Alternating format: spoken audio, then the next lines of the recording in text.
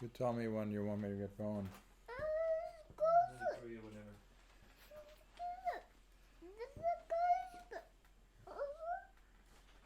So, my little boy, he spent more than half his life in Kiev, and I love that city.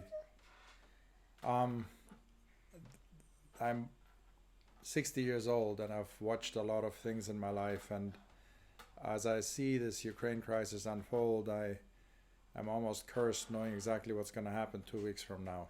And I've kind of hit it right every single time. And I am very shocked that I believe the Iron Curtain is about to be upon us.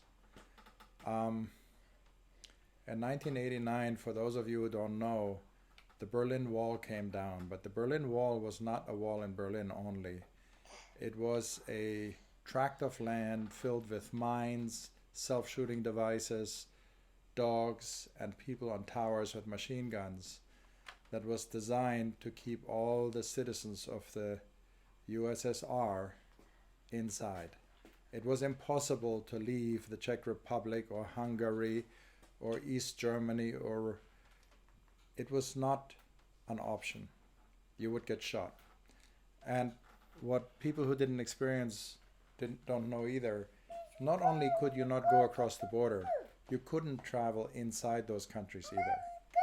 If you lived in Kiev, you would not be allowed to get near a border. You would risk your life. You would risk long jail sentences. It is very clear to me that Vladimir Putin has for years, he's actually quite honest, said that he doesn't appreciate his fellow oligarchs spending their money in London and investing abroad. So when we put a sanction on that tells them that their money abroad goes away, that's actually playing into Putin's hand. That's actually what he wants. However, if you have a country like that, the only way you keep good people is by building a wall around it. And when you take away the money from your rich buddies in London, then they have nowhere to run. Then they are around you in Moscow and they don't have a plan B. That's the ultimate power. It's been obvious to me that ultimately I felt that Russians would find themselves with less travel privileges. But watching what's going on in Ukraine, when you hear about them shooting civilians, it's not about shooting civilians. It's about putting fear into the population. As I sit here, his mother's sister is in Chernihiv, and she's afraid to leave. Chernihiv is near the Russian border. It was one of the first cities to be cut off, one of the first cities to lose power, and it's one of the first cities that's seriously bombed. And my Vita's sister doesn't dare to move because a few people have tried to move, and they are that family that got shot. The same is true in Sumy. They just shot 3 carloads of a family, killed everybody. That is installing terror. Then on top of it, you have the negotiations for the humane corridor. The humane corridor goes to Belarus and Russia, which means you can go back, but you can't go to the west. The message is clear. They terrorize people. They have snipers running around, special agents running around, starting to make people feel insecure. When people are insecure, they hunker down in the basement, and eventually the military takes over the territory. And then you find yourself stuck, like the people in Kherson today. Kherson is occupied. Kherson is relatively peaceful. Some people are happy in Kherson because in Kherson, the power is on, the heat is on, but boy, you cannot go anywhere. You can certainly not go west. And you could actually walk to Romania in a couple of days from Kherson. It's not that far away. It's not that far away.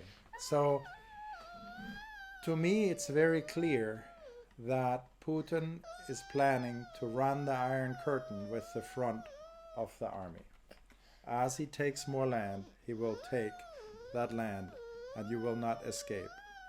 So thinking that you sit there and you let the army blow by and then it's occupied by a different ruler, no, that's not the movie today. The movie today is a replay of the Soviet Union. Putin has always said that's what he admired. The other thing is Putin is angry with the Ukrainians. The Ukrainians had a revolution. They kicked out one of his buddies. They fought against what his system is, and they're getting punished.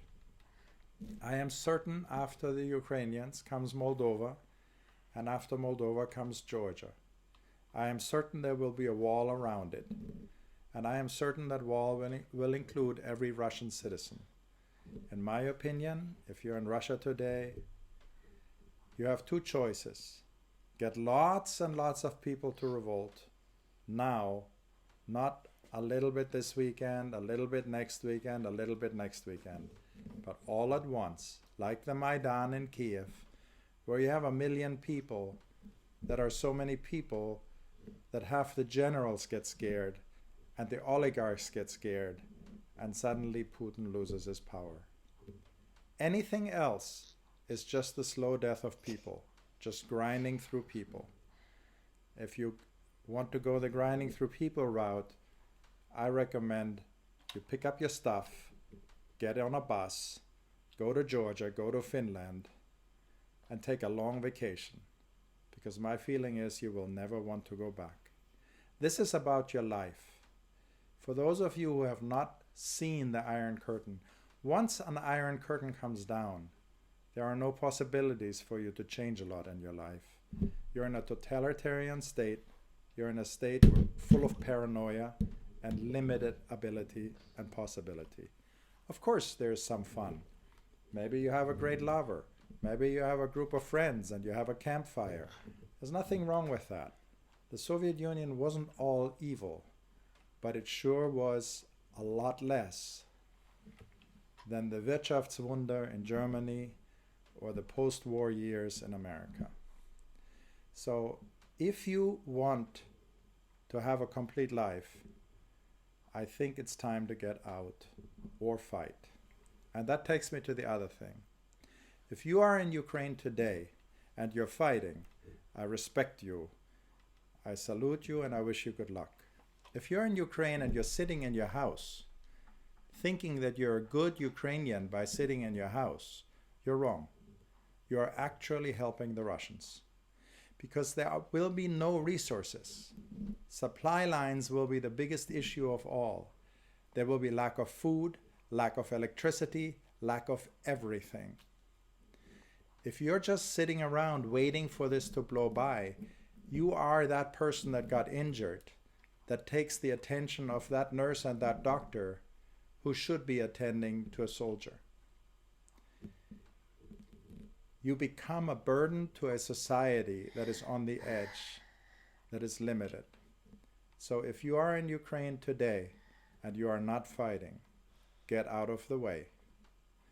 Either get with it or get out of the way. It's very sad to say. But for me, the whole idea that in my lifetime there will be a second Iron Curtain that could last 10 years, 20 years, or 50 years is horrific. And I really recommend people understand what that means. And I recommend the people in Ukraine or in Russia don't take a chance. This is an excellent time to take a vacation. It's the best time of your life to take a vacation. Take a distance and see what's going on. The world is not against Russian people. And today the world loves Ukrainian people in sympathy. It's amazing how good the world has been. It's an excellent time to take a vacation because what's going on in that part of the world, besides being horrific war crimes, it's the lineup of a desperate man who has declared forever. He laments the absence of the Soviet Union. He admires Tsarist Russia. He simply wants to be an absolute ruler. And if you put yourself in the shoes of an absolute ruler who is paranoid about getting assassinated at any moment, the only way you can control this is by controlling people, by making it where people cannot move around. When you cannot move around, there is no resistance. There's no resupplying of a resistance. There's no exchange of ideas. So it will be a locked society. It will be a lost generation. I'm very sorry. I hope Ukraine prevails. I believe what Ukraine is doing today is a heroic effort that will benefit all Russians, all Russian people. But they probably don't see it, many of them. I'm sad about what I see. To create terror, you have to do horrific things. And for those who think that Ukraine will win, I hope it will win. But Putin fights dirty, and he has no scruples. So if it doesn't work with this group of weapons, then it comes that group of weapons. And if that doesn't work, then that group of weapons. And while I think that the Americans have done a very good job by leaking the intelligence, and the world community has done a very good job supporting Ukrainians, and while I agree that NATO should not be fighting for the Ukrainians, for the life of me I cannot see why that had to be advertised.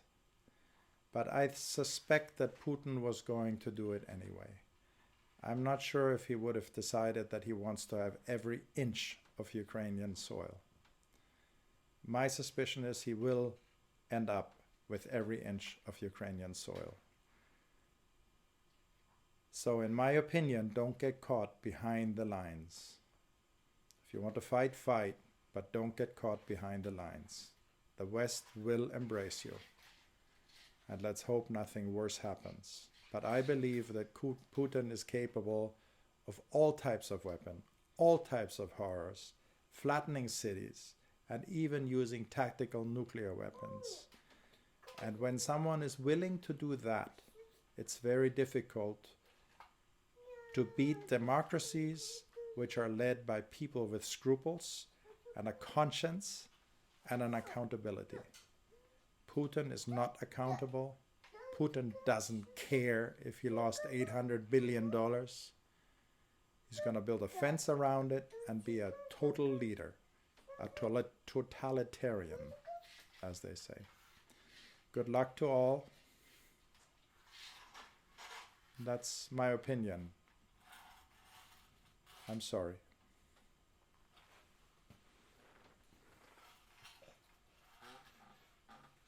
There's one more thing. Johnny just said the denial. Do not postpone.